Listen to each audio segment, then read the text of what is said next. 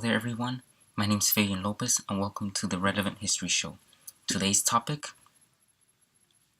Judaism.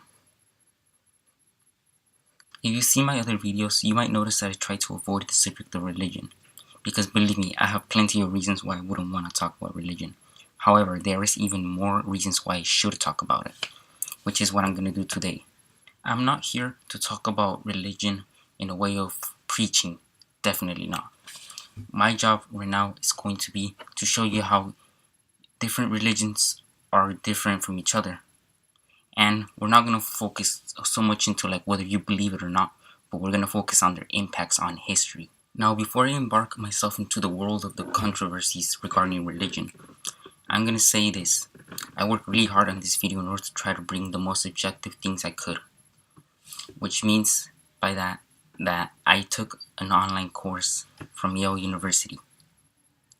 It was quite difficult, at least worth 50 hours of my life, but you know, it was worth it. It was for history. So that's how I'm gonna kick off this new kind of series that I have about religions and pretty much world religions added to my ancient civilizations little section. So, as they say in Call of Duty, let's do this. Let's do this. Let's do this, Marines.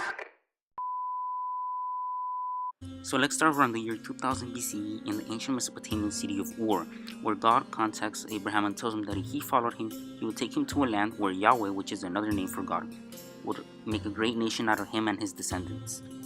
So Abraham and Yahweh came up with this agreement, this promise, or this covenant, as it is known today, which was saying that Abraham's descendants were going to get the promised land as long as they follow Yahweh's commands, they offer prayer and sacrifice to him, they accept him as the one and only true God, and that all the males are to be circumcised. So Abraham took his wife Sarah and several other family members and basically had what I would call a family trip, traveling from Mesopotamia all the way to Canaan. And once they got there, they usually roamed around the region. However, once famine hit the region, they were forced to flee into Egypt. When the Hebrews left Egypt, they took a maid with them called Hagar. This is when Sarah saw that in order to have the descendancy that Yahweh wanted, she needed to have children, but she was too old. That's when she persuaded Hagar and Abraham to have a child, which is how Ishmael was born. However, tensions began to rise between Hagar and Sarah, to the point where Sarah was asking Abraham to kick Hagar and Ishmael out of the camp. So because Abraham didn't know what to do, he prayed to God, and Yahweh told him to listen to his wife Sarah. Eventually Sarah will get a son, which will be named Isaac, and he will be the one that will actually carry on the covenant and be the descendants of the great nation. In return, Hagar and Ishmael left the camp and went further south. Now, I'm briefly going to go over Isaac's life. This does not mean that Isaac is not important though. He was one of the three main patriarchs, which were basically the leaders that were carrying on the covenant between God and the Hebrew people. The three patriarchs, of course, being Abraham, Isaac, and Jacob. Now, Isaac remained in Canaan his entire life, and he married Rebekah, from which he had twins, Esau and Jacob. From these two, Jacob, which was the youngest, will become the one that was gonna carry on the covenant with God. Now, Jacob wanted to marry Rachel, a cousin from his mother's side. So he promised to work for 7 years for his uncle, to which he agreed. But after the 7 years of labor were completed, he was tricked by his uncle on marrying Rachel's older sister, Leah. Man, I really feel bad for Jacob because he ended up marrying the wrong sister. And if he wanted to marry Rachel, he had to work for 7 more years. Oh, but wait, that's exactly what he did. So after 14 years worth of unpaid labor, getting married to 2 wives, and fathering quite a big, by which I mean a huge family, Jacob was finally able to return home to Canaan. Speaking of Jacob's family, Jacob fathered 12 sons and 1 daughter, and these sons were basically the ones that became the 12 tribes of Israel. One of the 12 sons from Jacob was Joseph. Well, no, not that Joseph. What is this, a video on Christianity?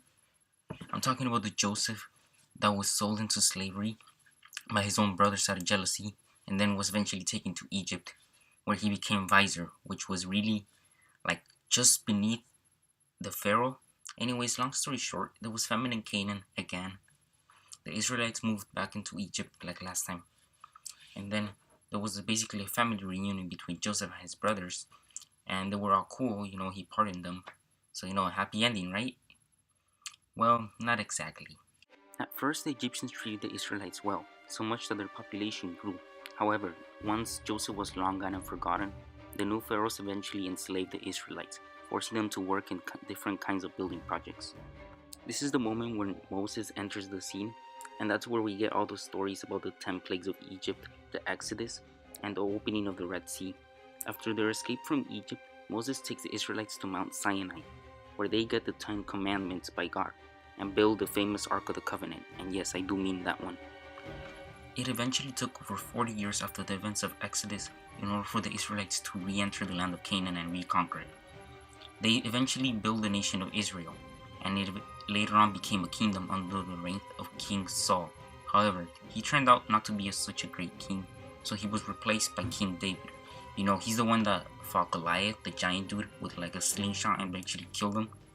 And he was known for his great military skills and for his great leadership. After him came his son, King Solomon. He was known for building the first temple of Jerusalem, also known as Solomon's Temple. So yeah, he was pretty cool too. After the reign of Solomon, however, Israel split into two different kingdoms. The 10 smallest tribes formed the northern kingdom of Israel, while the two biggest tribes formed the southern kingdom of Judah. This division weakened the Israelites and made them vulnerable to invasions from the east. And that's exactly what happened.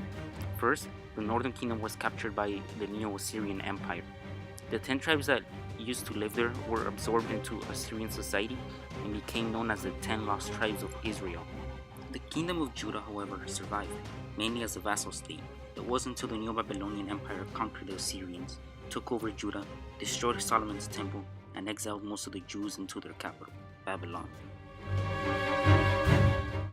As you can probably tell already, the history of the Jews is usually one of being conquered or being freed, having to move from different place to place, and unfortunately that's what happened to them even after the Hebrew Bible was written.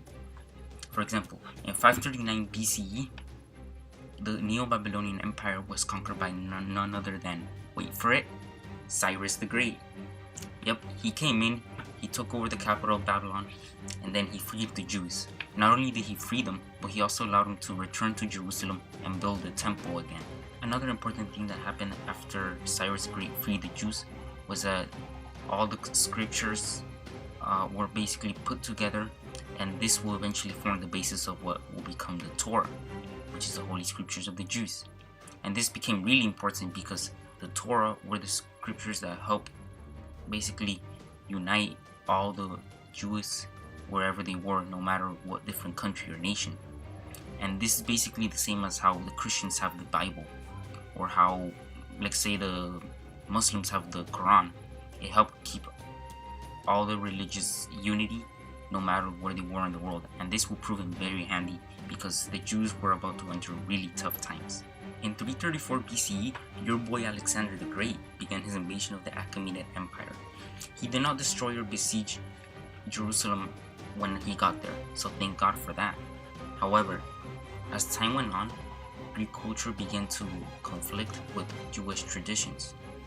This difference between cultures did not erupt into a war or a massive violence until after the death of Alexander the Great, and even after the destruction of his empire into different kingdoms that were split among the Greek generals.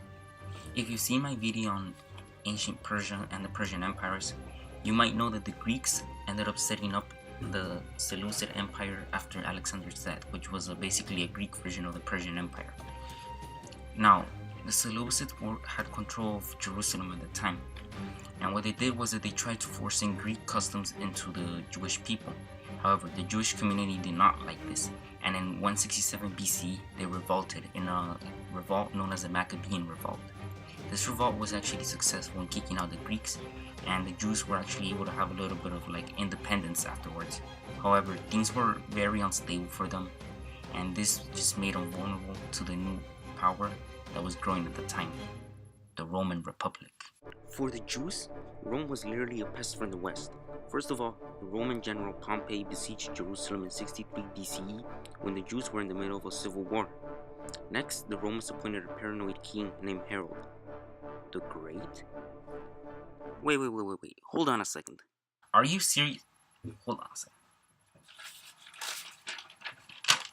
Are you serious? He's actually known as Harold the Great? This doesn't make any sense. From what I researched, he was a very unpopular king.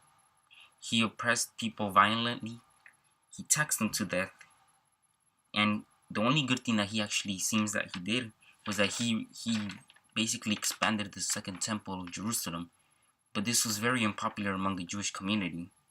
Everything I know is a lie! Lastly, there was a lot of tensions between the Jews and the now Roman Empire regarding religion, political views, and customs. As a result, the Jews rebelled in 66 CE, and things did not go so well for them. The Romans once again besieged Jerusalem in 70 CE and actually destroyed the Temple of Jerusalem. Despite this, two more rebellions followed, known collectively as the Jewish-Roman Wars. The first war is especially important because it led to the beginning of the Jewish diaspora, in which the Jews began to leave the region. At first, they left because of the devastation that the first war brought into the city of Jerusalem.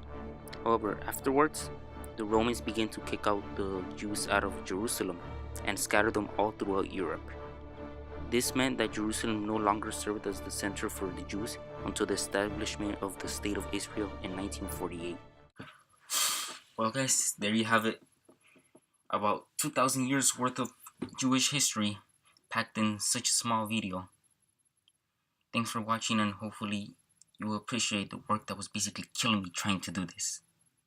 And also, I'm sorry if maybe I left off some information or something that you think was important is not there, because unfortunately I am not a PhD professor. Although I wish I was, that would be really nice. However, I did put extra information in my website, which I'll be leaving probably below, which has more information about such as like the Torah or Jewish customs and holidays. Well everyone, this has been Fabian Lopez, also known as Historian number 381, and I hope you guys learned something out of this video. And remember, you must always be tolerant to other religions. My work here is done.